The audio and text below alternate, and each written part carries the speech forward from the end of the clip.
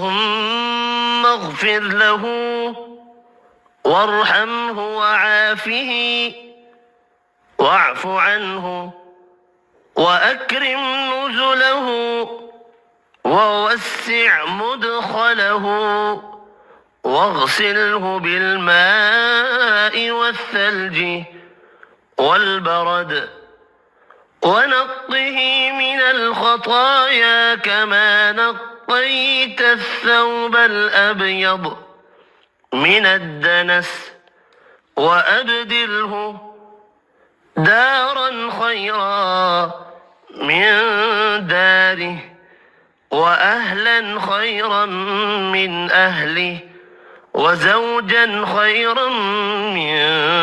زوجه وأدخله الجنة وأعذه من عذاب القبر